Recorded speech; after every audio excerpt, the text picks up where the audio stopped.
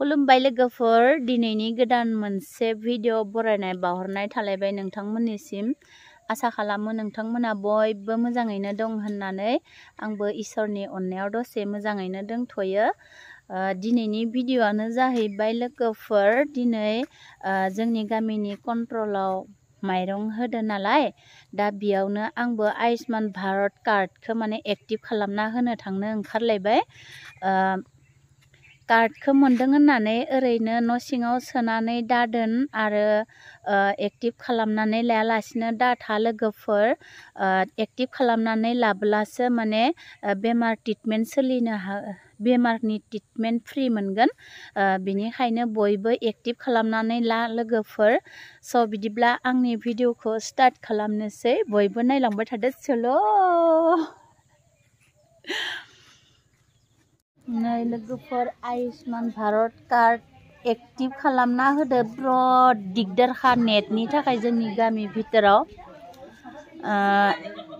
active खालामनोनो ओरैबायदि प्रसेसा गोलावथार नेटआव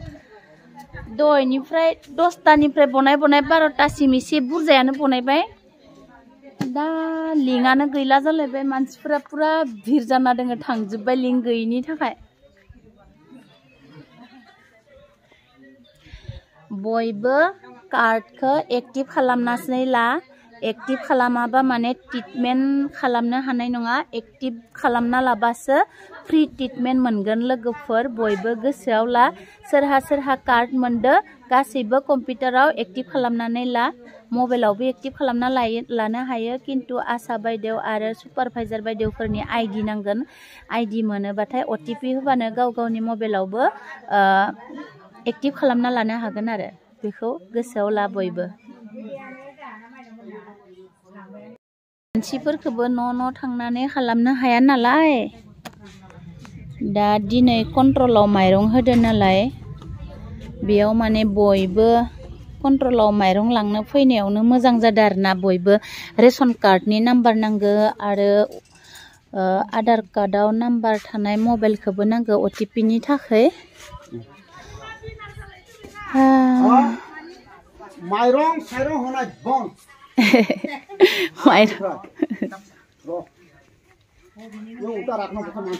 link गैयाबा माइरंबो मोननाय नङा माथो ना हा लिंक नहले चाउलो नापाबो आरो इटा देना पर्छ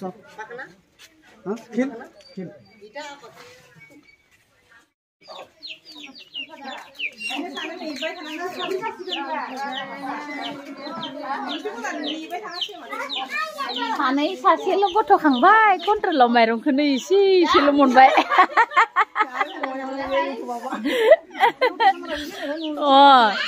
सब खोनानांगोन ना मिथिनांगोन ओरैसै नै भिर भारथार कन्ट्रलाव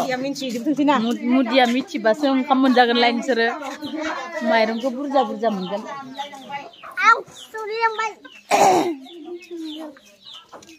आंनि भिडिअखौ जोबजासिम नायनायनि थाखाय थेंक इउ लोगोफोर बहुत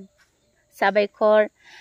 बिदिब्ला दिनैनि भिडिअखौ एसेयावनो दोनथ'नाय जानोसै थेंक इउ बाय बाय लाभ इउ लोगोफोर